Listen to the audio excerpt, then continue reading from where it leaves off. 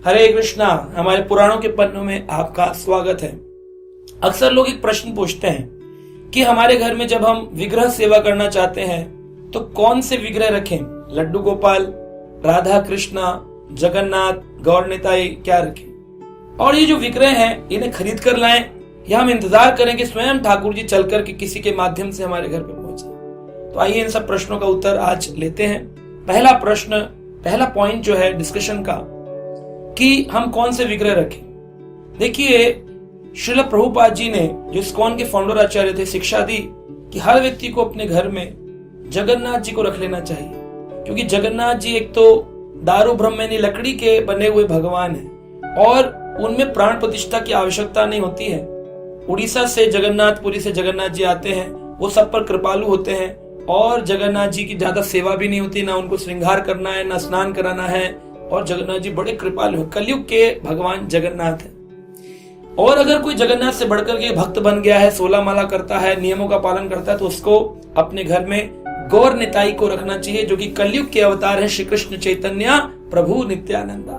तो नित्यानंद हो गए बलराम जी और श्री कृष्ण चैतन्य हो गए स्वयं ठाकुर जी कृष्ण, जो राधा रानी का स्वरूप लेकर के आए हैं। तो कृष्ण बलराम कहें या चैतन्य नित्यानंद कहें या गौर निताई कहें, एक ही बात है, तो इनका रख सकते हैं। तीसरा है कि भाई राधा कृष्ण के लिए बड़ी सेवा भाव होनी चाहिए, बहुत उत्तम स्थिति में हो जब व्यक्ति, तब राधा कृष्ण को अपने घर में रखना चाहिए, क्योंकि उनके प्रति करे गई सेवा में सेवा अपराध अगर ज्यादा होंगे तो जगन्नाथ जी माफ कर देंगे, चैतन्य महाप्रभु कृपालु है माफ कर देंगे, लेकिन राधा कृष्ण की सेवा में बहुत नियमों का वर्णन किया गया, इसलिए बड़े ध्यान से हमें विग्रह का चुनाव करना चाहिए। बात रही लड्डू गोपाल की, प्राय भारत में या विश्व में हम देखते हैं लोग जाते हैं वृंदावन या किसी धाम तीर्थ में और वहां से लड्डू गोपाल जी ले आते हैं। तो विग्रहों को अपने आप से नहीं खरीदना चाहिए, विग्रहों को हमेशा गुरु की आज्ञा से और किसी भक्त के माध्यम से प्राप्त करना चाहिए। पहले जमाने में लोग या तो माता पिता से विग्रहों को प्राप्त करते थे कुल परंपराओं से,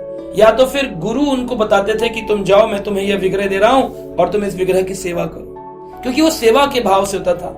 अभी हम जाएं बाजार से और डेकोरेटिव पीस खरीद लाएं, ये ठीक नहीं। चलिए माना आपने खरीद भी लिया, क्या आपने उसके लिए अपने गुरु से या अपने किसी वरिष्ठ वैष्णव से, किसी से आपने सलाह ली, किसी से आपने आदेश प्राप्त किया? क्योंकि बिना आदेश प्राप्त किया भक्ति का कोई भी कार्य निष्फल हो जाता है, उसका कोई फल नहीं है। अब कई घरों में हम देखते हैं लड्डू गोपाल तो हैं, लेकिन साल में एक बार जन्माष्टमी के दिन उनके वस्त्र परिवर्तन होते हैं। अगरबत्ती के धुएं से जो नीचे के कागज बिछाते हैं उसमें पूरा जल गया है, मिट्टी पड़ी हुई है, गोपाल जी काले हो गए हैं, ना तो उनको अभ्यंग लगा के श्रृंगार किया जाता है। कुछ अत्यधिक श्रृंगार करते हैं तो उनको टोपी बना देंगे, क्रिसमस ड्रेस बना देंगे, सेंटा क्लॉज बना देंगे। ये बिल्कुल भावुकता के स्तर पर की गई सेवा है। तो आपको भक्ति रसामृत सिंधु नामक ग्रंथ में 32 सेवा अपराधों को पढ़ना चाहिए। सेवा के दौरान कितने अपराध आपसे होते हैं, सेवा का फल उतना नहीं मिलेगा जितना अपराध आपसे हो जाए। तो कई बार देखते हैं घरों में लोग लड्डू गोपाल की सेना बना देते हैं कि भाई किसी ने दे भी दिए, हम कुछ खरीद भी लिया, मौसी ने दे दिए, चाची ने दे दिए, मित्र ने दे दिए, सब लगा दिए, बड़े साइज के, छोटे साइज के। फोकस नहीं होता है। भक्ति का मतलब है, भगवान कृष्ण ने कहा अपनी मति को एकह कुरु नंदना, एक करना चाहिए। एकह करो कुरु नंदना, बहुशाखा ही अनंतश्चाय, बहुत शाखाओं में बटा नहीं होना चाहिए हमारा ध्यान, हमारा फोकस एक जगह होना चाहिए ठाकुर जी के ऊपर। तो अगर एक विग्रह होगा तो फोकस कर सकते हैं, बहुत सारे होंगे तो हमने क्या कर दिया है, शॉपिंग मॉल बना दिए, इतने सारे विग्रह रख कर, सेना बना दी लड्डू गोपाल की। क्यों हम कर रहे हैं सब? तो ये बिल्कुल ठीक नहीं है, ये भाव ऐसा नहीं करना चाहिए। और तीसरा कि किस प्रकार के विग्रह रखने चाहिए। कई बार लोग एक्रेलिक के विग्रह रख लेते हैं अपने घर में। एक्रेलिक यानी कि पीओपी के या एक्रेलिक प्लास्टिक के बने हुए, वो विग्रह नहीं होते। भगवान ने श्रीमद् भागवत में बताया है 8 प्रकार के जो धातु हैं उन्हीं के अंदर मैं प्रवेश करता हूं। भगवान कहते हैं दारू, शैली, लोही, लेप्या, लेख्या, सेकती, मनोमयी, मणिमयी, अष्टविधा प्रतिमा माम। मेरी प्रतिमा 8 प्रकार से बन सकती है जिसमें मैं प्रवेश करता हूं।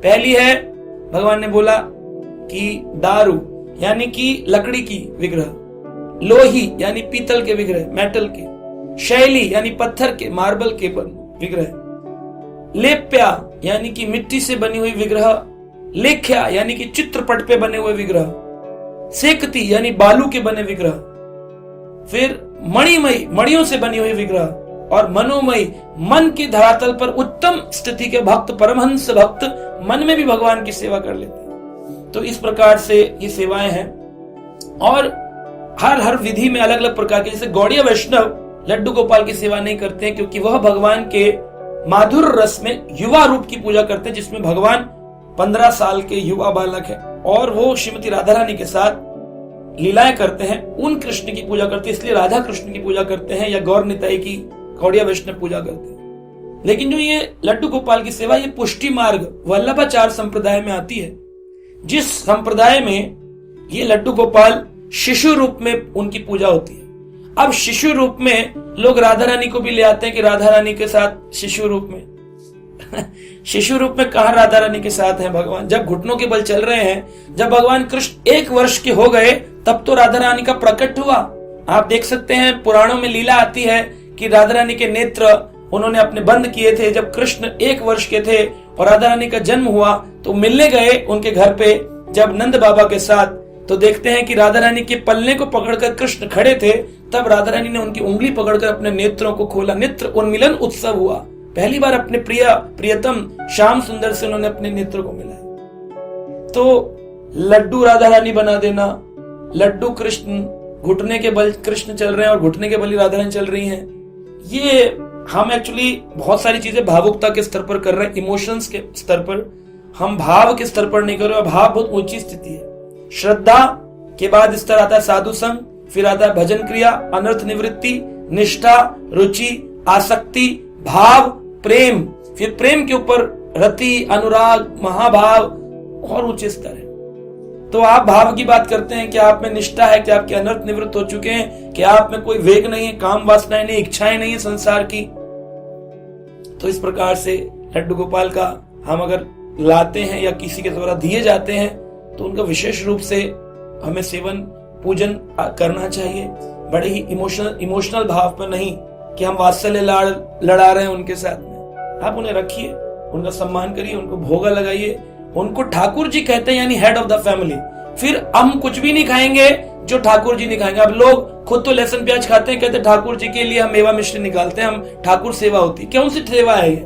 ठाकुर जी मिश्री खा रहे हैं और तुम मक्खन मलाई पनीर कोफ्ते और प्याज लहसुन छोले भटूरे खा रहे हो। ठाकुर का मतलब है हेड। अब जो कुछ भी बनेगा घर में इन्हीं के लिए बनेगा, ये जो खाएंगे वही हम खाएंगे। तब तो आप सच में भक्त हुए। उनके नाम की माला जपेंगे, उनके ग्रंथ पढ़ेंगे, तब तो आप उनको फॉलो कर रहे हैं। लाकर एक डेकोरेशन पीस रख लिया, ये ठीक नहीं। तो अपनी मानसिकता को बदलना चाहिए, और पूर्ण भक्ति के साथ हम कोई भी विग्रह लाएं या किसी के द्वारा प्राप्त हो तो ज्यादा अच्छा है, वो ज्यादा अच्छा है। और गुरु आज्ञा के बिना ना लाएं, गुरु आज्ञा के बिना उसको ना पालन करें। ये अगर नियम मानते हैं, स्वयं ठाकुर जी उन विग्रहों में प्रकट होकर के हम पर अद्भुत कृपा करेंगे। हरे कृष्ण।